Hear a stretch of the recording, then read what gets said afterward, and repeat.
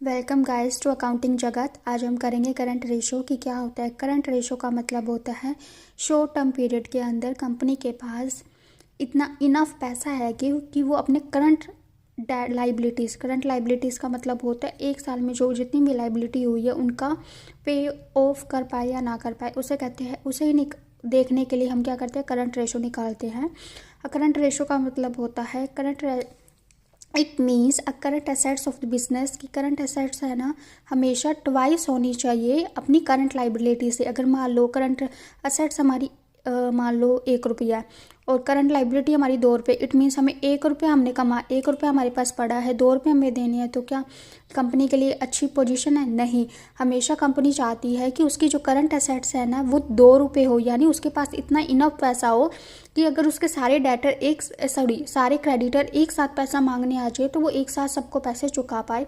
उसे क्या कहते हैं, करंट रेशो। ये कैलकुलेट करते हैं। इसका जो आइडियल होता है, कंपनी जो अच्छा मानती है, वो 2:1 होता है। हायर द रेशो, अगर जितना ज़्यादा हाई होगा रेशो, इसका मतलब वो जो कंपनी है वो ईजिली पे कर पाएगी अपनी करंट लाइबिलिटी। करंट लाइबिलिटी अगर 2 से कम हो जाए ये होती है करंट एसेट्स और ये होती है करंट लाइबिलिटी। अगर करंट एसेट्स है ना 2:1 से अगर कम हो जाए, मान लो कि ये 1 हो जाए, 1:1, तो भी कहते हैं कि ठीक है, नॉर्मल पोजीशन है। अगर ये 1 से रेशो मान लो 0.8 हो गई तो इसका मतलब कंपनी के पास तो 8 रुपये है और पैसे लेने वाले करंट लाइबिलिटी 10 रुपये है, तो कैसे चुका पाएगी? मतलब एक अच्छी पोजीशन नहीं है। लिक्विडिटी, इसका मतलब ये बताती है कि उस टाइम में मतलब उस पर्टिकुलर पीरियड में लिक्विडिटी और उसके पास शॉर्टेज हो गई है वर्किंग कैपिटल की, वो काम कैसे करेगी। करंट रेशो का जो फॉर्मूला होता है वो होता है करंट एसेट्स अपॉन में करंट लाइबिलिटी। करंट एसेट्स का मतलब जो मतलब एक साल के अंदर जिसे कैश फॉर्म में कन्वर्ट किया जा सके, जैसे कैश और कैश इक्विवेलेंट बैंक में हमारे पास जितना पैसा पड़ा है, VR जितना मतलब डेटर है वो हमारा जैसे मैंने सब सेल किया तो उसमें से जो हमारी सेल करने पर जो हमें पैसे आने हैं वो डेटर हमें 2 महीने बाद चुकाएगा।